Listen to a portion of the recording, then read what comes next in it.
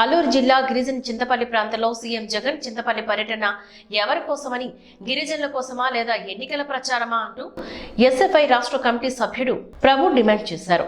గిరిజన ప్రాంతంలోని అనేక మంది విద్యార్థులు చదువుకుంటూ పౌష్టికాహారం అందక రక్తహీనతోని మృత్యువాత పడుతున్నారని అన్నారు. అయినా కూడా ప్రభుత్వ అధికారులు ఎవరూ స్పందించలేని పరిస్థితి ఉందని, నిరుద్యోగులైన యువతీ యువకులు చదువులు పూర్తి చేసుకుని ఉద్యోగాలు లేక వలసకు వెళ్లిపోయే పరిస్థితి దాపరించిందంటూ డిమాండ్ చేశారు. సీఎం జగన్మోహన్ రెడ్డి చింతపల్లి పర్యటనలో మెగా డిఎస్సి నోటిఫికేషన్ కోసం మాట్లాడాలని ఆయన చెప్పుకొచ్చారు.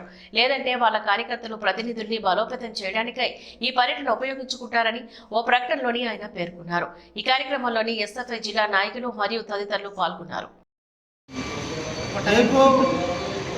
21వ తారీఖున చింతపల్లి వైసీపీ ముఖ్యమంత్రి జగన్మోహన్ రెడ్డి గారు వస్తున్నారు.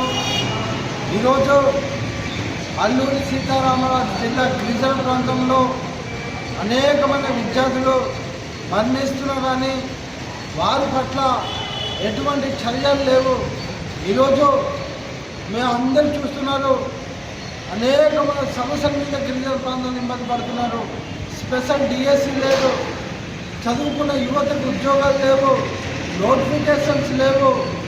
అలానే ఇంకా మాట్లాడుకుంటే హైడ్రో పవర్ ప్రాజెక్ట్ తీసుకొచ్చి గిరిజనులు ఇక్కడ తన్నేసే ప్రాంతంలో చేస్తున్నారు.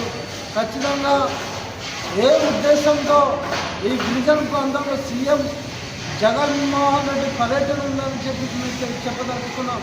ఆయన ఒక గిరిజన ద్రోహి. ఈరోజు అనేక మంది విద్యార్థులు ఉపాధి లేక వలస వెళ్ళే పరిస్థితి ఉంది. ఈ కారణంగా ఉన్న ఉద్యోగాలను కూడా తీసేసే ప్రయత్నం జరుగుతుంది.